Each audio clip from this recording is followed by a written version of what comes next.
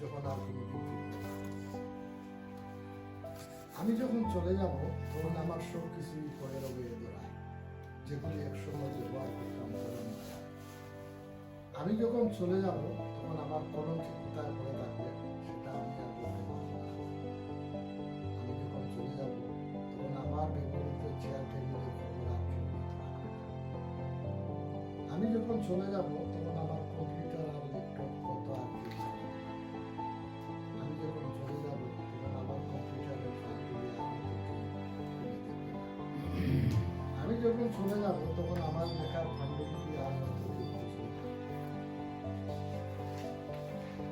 আমি যখন চলে যাব তখন আমার লেখা বইগুলি আর হয়তো কেউ সেলফে তুলে রাখবে না। আমি যখন চলে যাব তখন ড্রয়ারের চাবির রিং হয়তো আর কেউ কারো পকেটে স্থান পাবে না।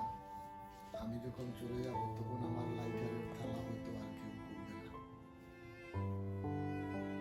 আমি যখন চলে যাব তখন আমার ফেসবুক আর হোয়াটসঅ্যাপে আর কিছুই আপলোড করা হবে না। আমি যখন চলে যাব তখন আমার পাওয়ারযুক্ত চশমাটি আর হয়তো কারো চোখে দৃষ্টি পড়াবে না। আমি যখন চলে যাব তখন আমার কালো রঙের ব্যাগটি আর হয়তো কারো কাঁধে ঝুলবে না। আমি যখন থাকবো না তখন আমার সাথে থাকা মোবাইল ফোনটি আর কখনো বাজবে না।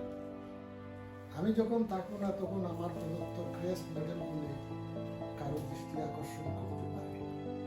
আমি যখন থাকবো না তখন আমার ছবিগুলি দেখে অনেকেই বলবে, আহা, বেচারা চলে গেল। আমার মৃত্যুর পর হয়তো কখনো শোকসভার আয়োজন করা হতে পারে, এতে আমার ব্যাপারে স্মৃতিচারণ করবে। আমার জন্য দোয়া মাহফিলের আয়োজন হতে পারে আমার পরিবারের পক্ষ থেকে, তখন কুরবানির আয়োজন করা হবে না। আমাকে যখন সমাহিত করা হবে তখন আমার কবরের পাশে গিয়ে আবার অনেকে জিয়ারত করে চলে আসবে নীরবে নিভৃতে। এভাবে অনেক দিন Time to get moving.